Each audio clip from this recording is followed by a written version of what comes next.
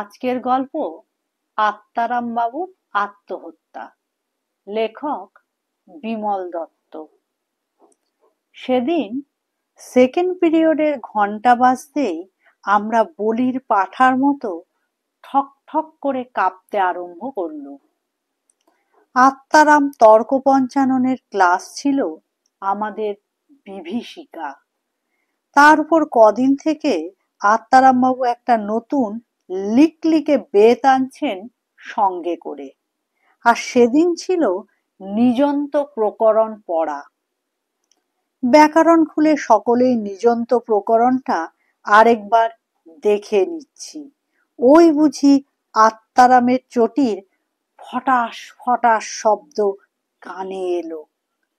এই সংকটময় মুহূর্তে বঙ্কু এসে বললে, আত্মারাম খাঁচা ছাড়া, আত্মারাম খাঁচা ছাড়া। কি হয়েছে রে? কি হয়েছে? কি হয়েছে রে? সকলে বঙ্কুকে ছেঁকে ধরলে। ফার্স্ট বয় পরেশ বললে, বল না কি ব্যাপার? বঙ্কু বললে, ব্যাপার আর কি। তারপর সুর করে খাঁচার পাখি উড়ে গেছে, খুয়ে দুটো লম্বা ঠ্যাং, ড্যাং ড্যাং ড্যাং ড্যাং ড্যাং ড্যাং, ছ্যাড্যাং ড্যাং ছ্যাড্যাং ড্যাং। বিচ্ছু বিষেটা তার ব্যাকরণ কৌমুদিখানা ছ্যার করে ঘুরন্ত ফ্ল্যানের ব্লেডে ছুঁড়ে মারল। বইটা দু তিনখানা হয়ে ক্লাস ঘরে ছড়িয়ে পড়ল। নরা বঙ্কুকে বলল, সত্যি তো রে? বঙ্কু বললে, সত্যি মিথ্যে এখনই জানতে পারবে, হেডমাস্টার মশাই নোটিশ লিখছেন। বিষে বঙ্কুকে জিজ্ঞাসা করলো, হ্যাঁ রে ভাই, আত্মারাম তো খাঁচা ছাড়া হয়েছে, লম্বা ঠ্যাং দুটো রেখে গেল বলছিস, সে আবার কি রে? বাহ, জানিস না? দন্তপাটি বিকশিত করে বঙ্কু বলে, বেত আর ছাতা। নোটিশ এলো, ক্লাস হবে না, আত্মারাম বাবু অনুপস্থিত। ঘণ্টেশ্বর চেয়ারে বসে তার চশমা কপালে তুলে দিয়ে ব্যাকরণখানা টেবিলে চিৎপাত করে পরেশের দিকে চেয়ে বললে, হ্যাঁ রে পড়া, বলি পড়া করে এসেছিস আজ? পণ্ডিতের ভঙ্গি বহু নকল। ছেলেরা চেঁচিয়ে মেচিয়ে অস্থির। বঙ্কু বললে, স্যার, আমি নিযন্ত প্রকরণ বিষয়ে নিয়ে বক্তৃতা করব, বলে ডবল বেঞ্চিতে বসে শুরু করলে, সমাগতানাং চ্যাংড়ানাং শাখা মৃগায়ানাং। ওহ, গোলমালে যে তোমরা আমাদের স্কুল ছাড়া করবে। বলতে বলতে ক্লাসে ঢুকলেন সেকেন্ড পণ্ডিত। বঙ্কুর নিযন্ত প্রকরণ বিষয় নিয়ে বক্তৃতা চাপা পড়ে গেল। সেকেন্ড পণ্ডিতের কাছে শুনলুম আত্মারাম বাবুর হঠাৎ অন্তর্ধানের আসল রহস্য। তার এক কিপ্টে কাকি মৃত্যু শয্যায়। তিনি ছুটেছেন সেখানে যদি কিছু টাকা কড়ি মেলে বা বিষয় সম্পত্তি। আত্মারাম বাবুর কাকা মস্ত কারবারি লোক ছিলেন, বিস্তর পয়সা কড়ি বিষয় সম্পত্তি করে গেল বছর মারা গেছেন। ছেলেপুলে ছিল না, তাই কাকিকে সব দিয়ে গেছিলেন। এবার আত্মারাম বাবুর চান্স। কাল রাতে তিনি ব্যারাকপুরে যাত্রা করেছেন, আজই ফেরবার কথা। রাতে তিনি বোর্ডিং এ খাবেন বলে গেছেন। স্কুল বাড়িতে তিনি থাকেন আর বোর্ডিং এ খান। ক্লাসে এই নিয়ে বেশ ঘোট চলতে লাগলো। বিষে বললে, আহা, পাক পাক, সম্পত্তি টম্পত্তি পেলে যদি স্কুল ছাড়ে, নয়তো হাড় আমাদের ভজা ভজা করে ফেললে। পরেশ বলল, ধ্যাত, স্কুল মাস্টারি কখনো ছাড়ে? বাধা 70 টাকা মাইনে। ওই হাড় কঞ্জুস কিপটে বুড়ো কর করে 70 টাকার লোক ছাড়তে পারে কখনো? ঘণ্টেশ্বর বললে, ঠিক বলেছিস পরেশ, ওর যা টাকার লোভ, আমার মনে হয় ও মরে যাবার পরও স্বর্গ থেকে পেনশন পাওয়ার জন্য দরখাস্ত করবে। বঙ্কু বললে, আমার কি মনে হয় জানিস, কাকি কিছুতেই ওকে দেবে না, দেবার হলে কাকাই দিয়ে যেত। ওই চিমড়ে বদমেজাজি বিটলে বামুনকে আবার সম্পত্তি দেবে না, কলা দেবে। বঙ্কু দু হাতের কলা দেখিয়ে দিলে। তারক সুর এক কোণ থেকে বলে উঠল, কাকির সঙ্গে মেলে ফাঁকি, কাকা যখন ফাঁকার সঙ্গে মিল দিয়ে গেছেন, কাকিও কি পিছিয়ে যাবেন? Here here Tarakasur, here here Tarakasur বলে বেঞ্চি বাজিয়ে ছেলেরা হল্লা করে উঠল। ছুটির পর খেলার মাঠে ছেলেরা বল পিটোতে পিটোতে সব কথাই ভুলে গেল। তারপর বিকালে বোর্ডিং এ ফিরে দেখে চোখ কপালে তুলে সুপার বসে আছেন। সামনে এক অর্থাৎ টেলিগ্রাম। ছেলেরা ভিড় করে ধরল তাকে। টেলিটা আসছে আত্মারাম বাবুর কাছ থেকে। তাতে লেখা, to the superintendent Pal Chowdhury, institute boarding, Calcutta. I die this night at Barrackpore, Atmaram. ছেলেদের চোখ ও কপালে উঠল। সর্বনাশ! হয়তো আত্মারাম বাবু কাকার সম্পত্তি না পেয়ে ভগ্ন হৃদয়ে আত্মহত্যা করবারই মতলব করেছেন। কি সাংঘাতিক! পরেশ বললে, স্যার, এখন উপায়? উপায় আর কি, আজ শনিবার, সব মাস্টারই দেশে পালিয়েছেন। অবশেষে ভূগোলের নতুন মাস্টার রতনবাবুকে আত্মারাম বাবুর কাকির বাসার ঠিকানা দিয়ে পাঠিয়ে দেওয়া হলো। রাতের আগে তিনি গিয়ে হয়তো আত্মারাম বাবুকে বাঁচাতে পারেন। সুপার বলতে লাগলেন, ও তার মনে এই ছিল, কি করে জানবো? ছেলেরা বারান্দায় জটলা করতে লাগলো। বিষে বললে, আহা, ঝুলে পড়ুক, ঝুলে পড়ুক, দুদিন জুড়েই। পরেশ বলল, সে কি রে, তাহলে ব্যাকরণ পড়াবে কে? বিষে বলল, ঢের ঢের ব্যাকরণ পড়াবার লোক জুটবে খন। বাবা, বেতিয়ে আমাদের দেহের আর কিছু রাখেনি। বঙ্কু বলল, কিন্তু কিপ্টে পণ্ডিত টেলিগ্রাম করলে বিশ্বাস হয় না, হয়তো কেউ বদমাইশি করে অমনি করেছে। তোর এক কথা, তা কে করবে? আর বুড়ো তো এখন মরিয়া, মরার আগে দমকা খরচ করলে টেলিগ্রাম করে। কাকির অত বড় সম্পত্তিটা হাত ফসকে গেল। আহা, আত্মহত্যা করবে না? পরেশ বললে। ঘণ্টেশ্বর বললে, শুনেছি পণ্ডিত নাকি 14 বছর বয়স থেকে ওই সম্পত্তির দিকে চোখ দিয়ে বসে আছেন।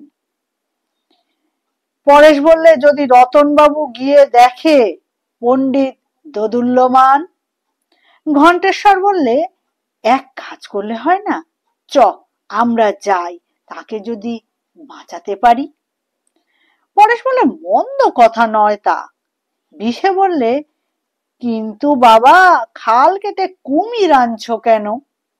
বঙ্কু বললে, আরে ও তো এই খালেরই কুমির।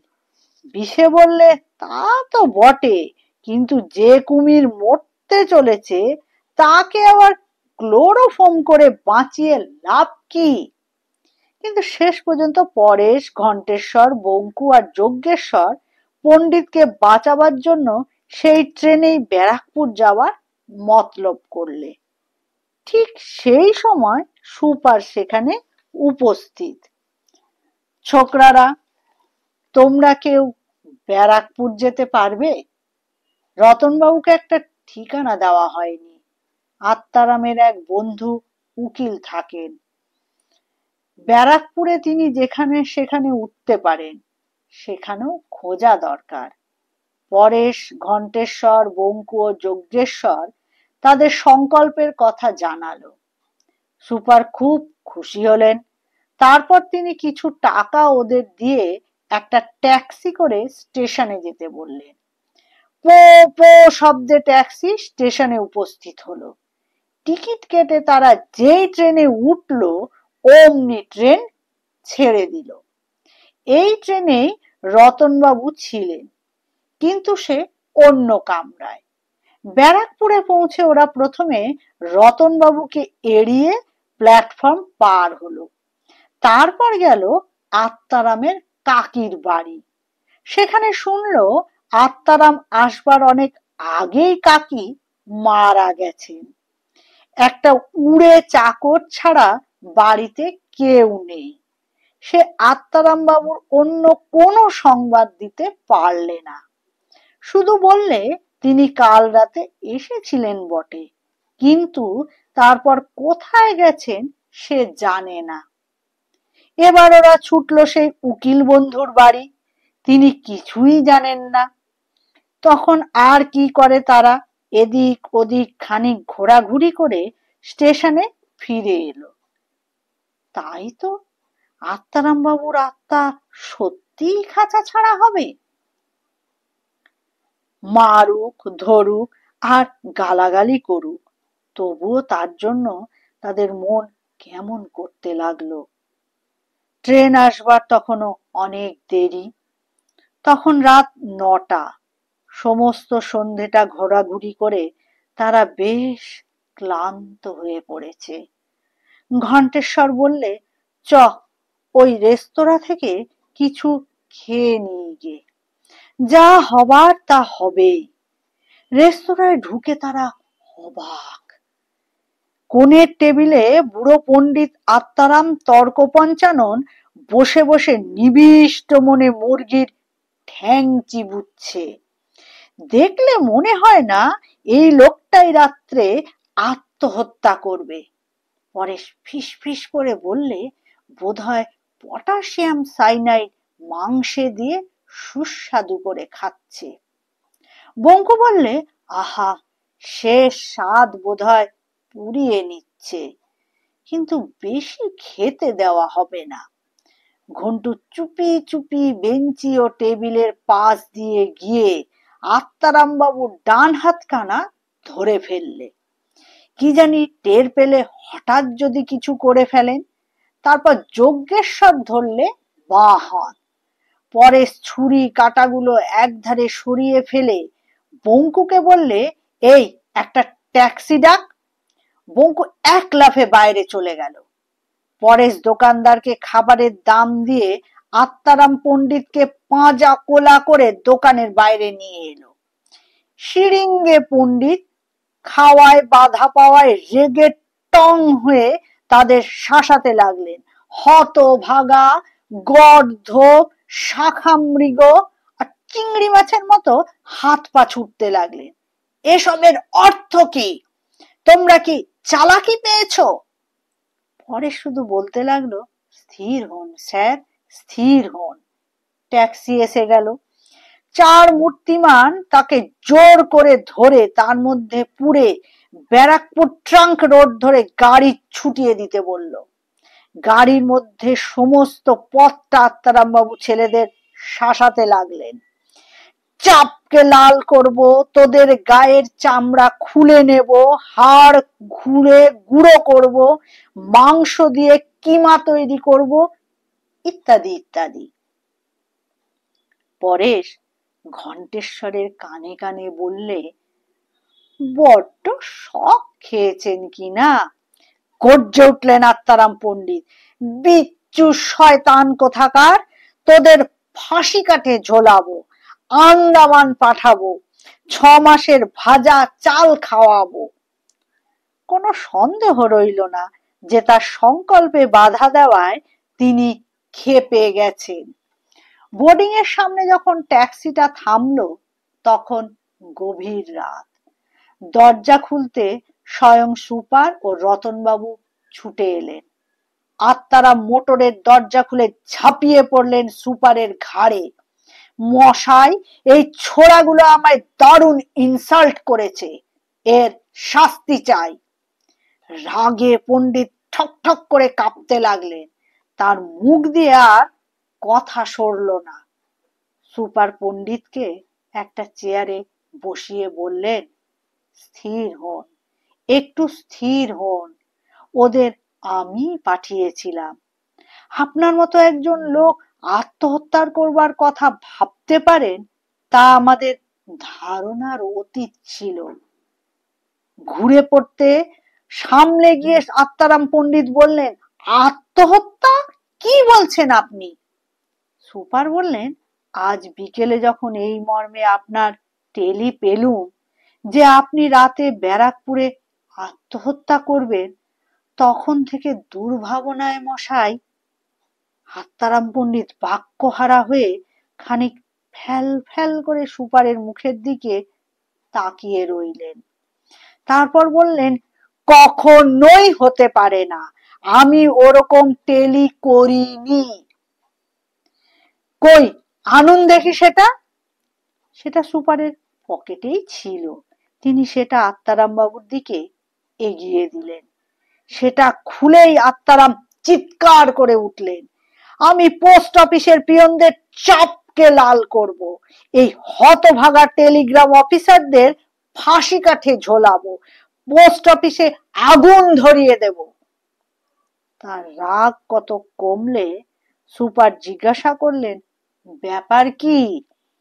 পণ্ডিত বললেন, আমি আজ সন্ধ্যায় ফিরবো বলে গেছিলাম, কিন্তু কাকির সমস্ত সম্পত্তি আমার হওয়ায় সে বিষয়ে কয়েকজন লোকের পরামর্শ নেওয়ার জন্য রাতটা ব্যারাকপুরে কাটানোই ঠিক করলাম।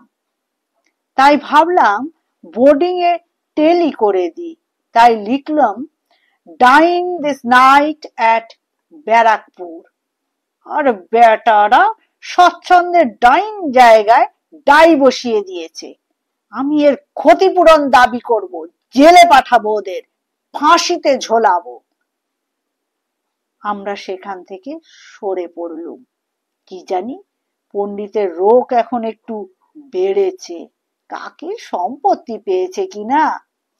পিসা ঘুম থেকে উঠে বললে, কিরে পণ্ডিত সাবার? আমরা সব কথা খুলে বললুম। ও শুনে বললে, কাল আমি ট্রান্সফার নেব।